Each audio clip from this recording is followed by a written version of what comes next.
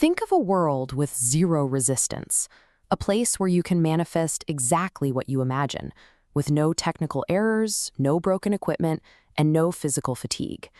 This is the reality for Gustavo, a legendary musician who finds himself standing on the archipelago of frequency. He doesn't remember arriving, but he can feel the ground beneath his bare feet vibrating to the precise frequency of a D minor chord.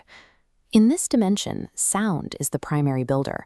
A single strum on a guitar whose strings are made of light doesn't just make a noise, it creates architecture. An A major chord can raise a warm, curving vault over the island that lasts just long enough to be admired. He is joined by a guide, a woman whose words arrive with a distinct delay, as if her voice is echoing through an infinite hall.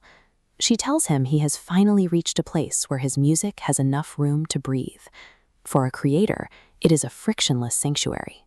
A world where the distance between a thought and its physical execution has been completely erased. Navigating this archipelago requires a specific kind of internal honesty. To move between floating islands, Gustavo must vocalize a frequency that matches a concrete fear, like the terrifying vacuum that occurs when a performance ends and the audience hasn't yet decided whether to applaud. These fear frequencies act as keys to his own subconscious. He travels through islands that store his past creative eras, landscapes littered with the abandoned experiments, discarded loops, and the specific configurations of mixing consoles he used and then forgot. Eventually, he reaches the White Island. It is a silent, featureless expanse that absorbs light rather than reflecting it. Here, the secret is revealed.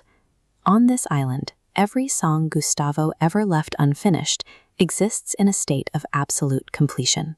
He can walk through the verses and bridges he could never find, leading to a perfect finale in B major, the key of luminous welcomes and departures. The White Island offers the ultimate prize, a library of his own perfected genius. But it comes with a hidden cost. It removes the very struggle that defines the act of being human. The perfection is shattered by a rhythmic, mechanical beep. It isn't musical, it's an intrusion, a jagged, clinical signal cutting through the harmony. This is the sound of a heart monitor bleeding through the barrier from the world of the living. Muffled voices filter through the air, carrying a weight of grief and urgency that doesn't belong in a paradise.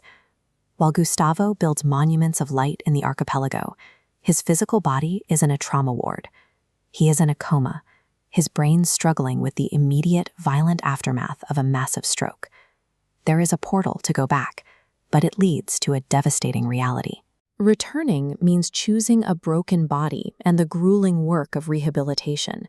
It means accepting that his hands might never find a guitar fret with their old certainty ever again. It is a choice between an internal world where he is a god of sound and a physical world where he is a patient who might never play another note. At first, Gustavo chooses the archipelago.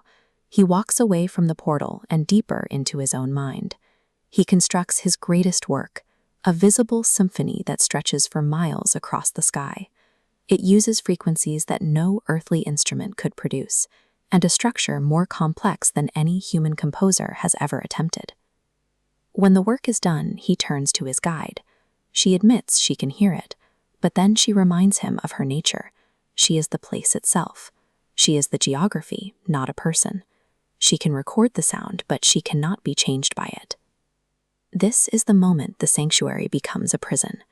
Gustavo realizes he never made music to hear himself. He made it for the vibration of a body that wasn't his own. To see a stranger's face in the fourth row reflect the same chord he was feeling on stage. Without the risk of being misunderstood by an external witness, the most flawless symphony is just noise with pretensions. True creation is an act of connection, and that connection requires an audience that has the choice to look away. Gustavo heads for the portal, leaving the perfect finished songs on the White Island behind. To cross back, he doesn't focus on a grand philosophy. He anchors his mind to a single, flawed human face and the specific, urgent way that person says his name. As he jumps, The indigo sky of the archipelago dissolves into the cold air of Buenos Aires. In a quiet hospital room, his fingers suddenly twitch against the sheets, forming the shape of a phantom chord. Whether that movement was a final goodbye or a new beginning is secondary.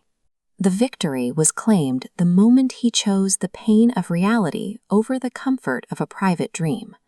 Gustavo exists in El Umbral, the threshold, a transition most visit only in crisis, but it's the artist's true home.